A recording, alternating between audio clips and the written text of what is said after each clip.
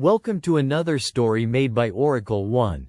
In the quiet town of Ashwood, where the streets curled like lazy rivers and the houses stood shoulder to shoulder in perfect suburban harmony, the most unsettling disturbances were usually the result of misplaced cats or the occasional power outage.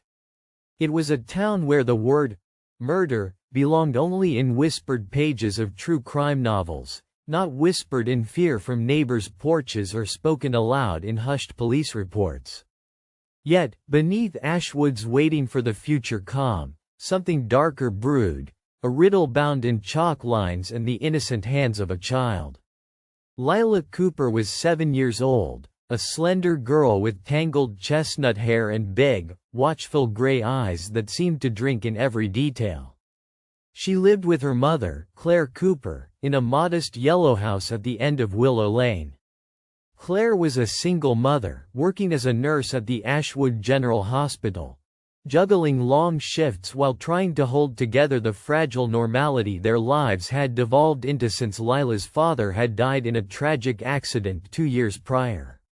Lila had always been a quiet, observant child, preferring the company of her colored pencils and dusty books to that of the other neighborhood children. One unusually warm March afternoon, Claire noticed Lila sitting on the cement driveway, scribbling feverishly with a piece of white chalk. The girl was furiously drawing what looked like a sketch of the street before the row of boxwood shrubs, the ghostly skeleton of a human figure sprawled out, a large X drawn over the chest.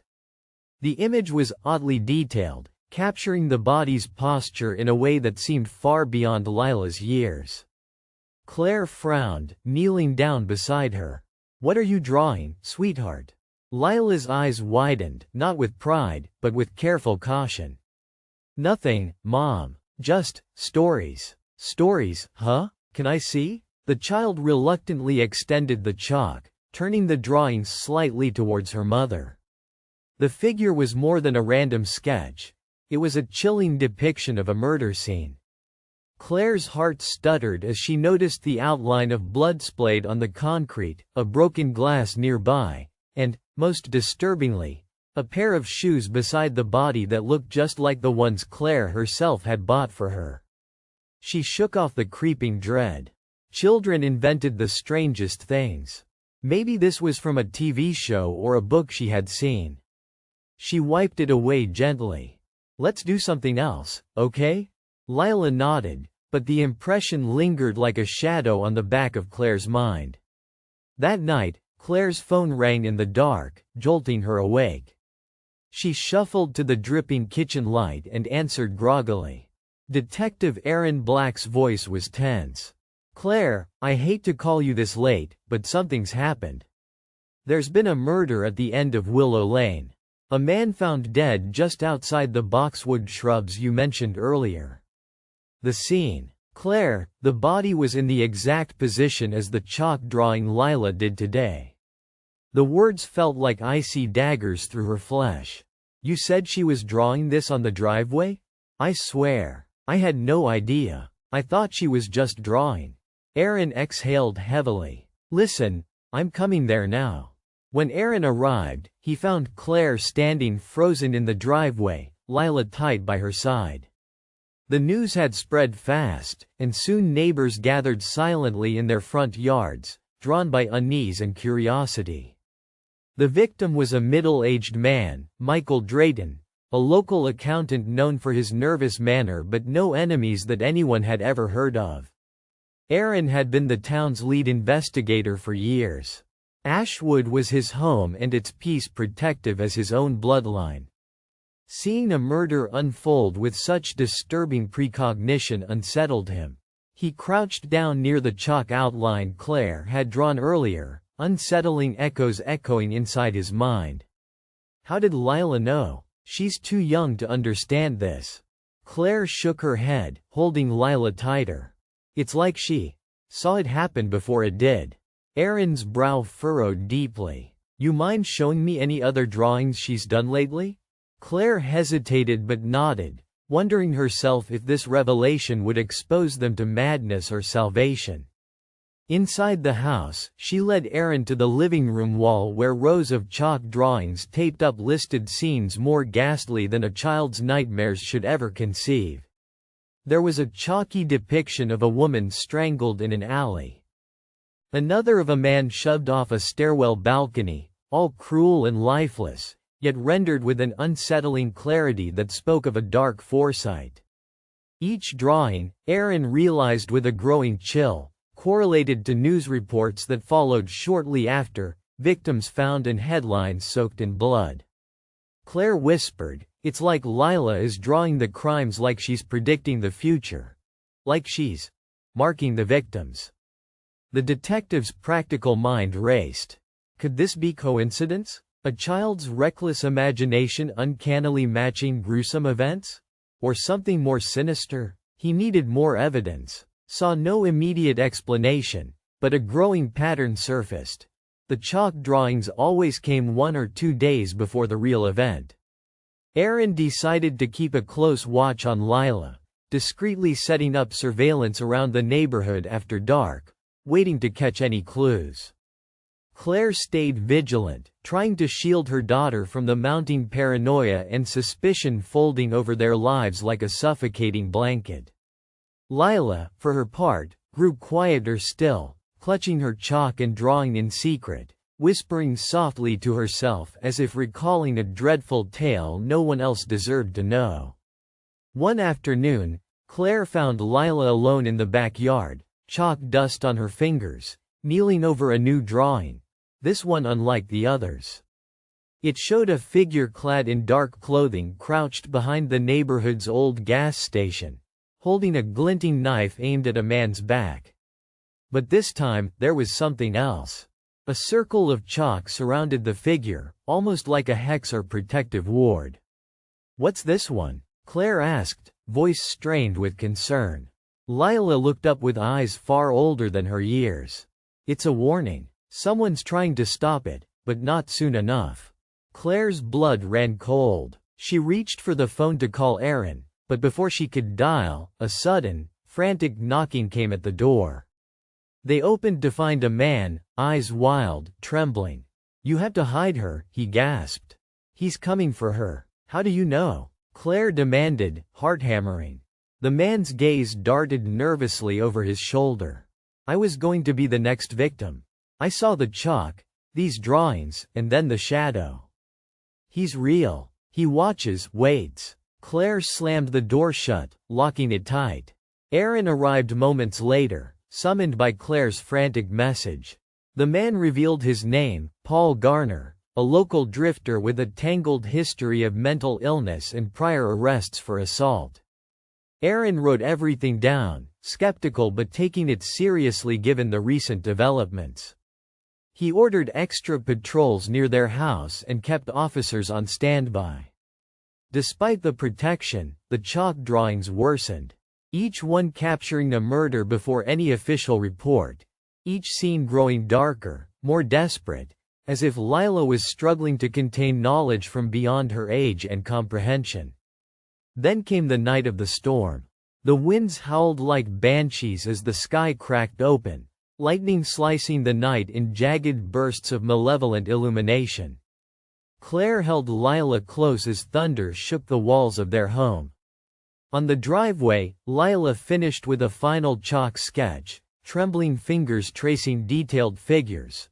A man and a woman, locked in a violent struggle near the gas station. "Who are they?" Claire asked softly under her breath. "There." Lila hesitated, biting her lip. "Not just drawings. It's happening now. I saw it." Claire's blood iced. "We've got to find them." Aaron was called. The gas station was swarmed by police. Cars sped along the deserted streets in pursuit. But there was no sign of any struggle, no bodies, no victims. Only the rain pounding heavily on slick asphalt and the cold, empty silence. Frustrated, Aaron returned with Claire after the storm cleared. But as they reached the driveway, something deeper was waiting. Scrawled in fresh, dark red, not chalk but blood on the concrete, was one final message, an ominous circle surrounding a single name: Lila Cooper. Aaron's heart staggered. The realization hit that someone was not just observing the chalk drawings but responding to them. Someone was controlling the deadly script, and Lila was both the unwilling oracle and the puppet. The next days spiraled into a nightmare. Police presence multiplied. They tried to protect Lila, but every day a new chalk scene appeared. Lila's health waned, the strain of her visions shearing her to paper thin. One morning, the neighborhood woke to an eerie discovery. Every driveway along Willow Lane was chalked with the same haunting outline of a female figure sprawled across concrete, hands outstretched as though reaching for salvation that would never come. Claire's stomach churned as an officer burst into their home. "There's been a break-in last night at Drayton's house. His wife went missing. The chalk drawing, she matches the outline exactly." Lila's drawings had shifted from murder scenes to disappearances, escalating the fear and suspicion into hysteria. Detective Black pored over every detail, piecing the timeline, connecting witnesses, neighborhood rumors, and the diary Claire had found in Lila's room, a small journal filled with crayon drawings and truncated narratives. In the margins were symbols unfamiliar, a symphony of pristine chalk lines and terrified scribbles. Amongst the chaos, Aaron stumbled upon a cruel twist encoded in the drawings. The chalk lines not only predicted events but seemed to pinpoint the killer's identity, masked beneath each clue with cryptic visual hints. The killer was someone known, someone blending into the fabric of Ashwood's quiet mindscape. Claire and Aaron teamed to protect Lila, attempting to uncover the shadow stalking the chalk lines. Their investigations led them deep into Ashwood's underbelly, a network of secrets, grudges, and twisted relationships played out behind closed doors. One chilling afternoon, Claire returned home from work early to find the front door cracked open, the quiet house swallowed in unnatural silence. Lila's chalk drawings were scattered on the floor, torn and crumpled. From the corner, a shadow shifted. Claire's breath caught as a figure emerged, face obscured by the brim of a hat pulled low, their hands grimy, clutching a piece of white chalk. "You should stop her," the figure rasped, voice like gravel. "She's a beacon for what's to come." Claire recoiled. "Who are you? What do you want?" The figure stepped forward, lips curling into a thin smile. "I'm the end to the story she's telling. I paint with death because she draws with fate. Together, we write Ashwood's final chapter." Police sirens cut through the tension as Aaron appeared behind Claire, weapon drawn. The figure vanished into the night, leaving a message scrawled on the wall in chalk. "The circle is unbroken." With the killer's identity still lurking just out of reach, Claire knew the only way to protect Lila was to understand the source of her power, to find the meaning behind the chalk lines that had transformed a child's innocent play into a deadly premonition. Their next move was desperate. Claire sought out an old woman, Mabel Crane, the town's recluse and rumored witch, who once made a living interpreting visions and dreams. Mabel agreed to meet them under the moon's cold glow, drawing strange symbols in the dirt and speaking in riddles. "Younger ones like her sometimes see threads that twist the present and the future," Mabel said, eyes fierce beneath silver hair. "But such visions come with a price. If she tries to change what must be, the world can unravel faster than you can catch." Claire's hands shook. "Is there a way to stop it? To save her?" Mabel's gaze hardened. "Only if you trace the chalk back to its source. Back to the beginning where the curse took root." Piecing together history, Claire and Aaron uncovered a dark legend from Ashwood's past. A tragic fire 50 years ago that took the lives of an entire family, their spirits believed to have cursed the grounds. The family's youngest child, a girl named Esther, was said to have been gifted and cursed with visions too heavy for her heart, immortalized in the same white chalk she used to unveil what should remain hidden. Unable to deny the connection, Claire took Lila to the old Ashwood cemetery, where headstones leaned, and shadows grew long under the weeping willows. There, by the weather-worn grave of the lost child Esther, Lila dropped to her knees, drawing one last chalk line. A strange symbol that wrapped around them both, shimmering with otherworldly energy. Suddenly, a cold wind whipped up, carrying voices from the grave, whispers of warnings and cautions. And then she saw her. A pale, translucent girl with mournful eyes, reaching out across time for the freedom trapped by fear and blood. "You carry my burden," the spirit said quietly, "but only you can break the cycle." Claire watched as Lila's eyes met. The ghosts, a bridge formed between worlds. With trembling fingers, Lila erased the chalk drawing on the ground, breaking the circle that bound the curse. Days passed in anxious quiet. No new drawings, no new murders. Ashwood slowly exhaled, though scars beneath its surface whispered enduring tales of sorrow and survival. Detective Aaron Black stayed by Claire's side, wary but hopeful, while Lila, freed from her torment, began to stitch her life back together, drawing only bright flowers and sunny days. But sometimes, in the dust of forgotten driveways under the pale moonlight, faint chalk lines flicker in memory, a silent warning that some stories are never truly over.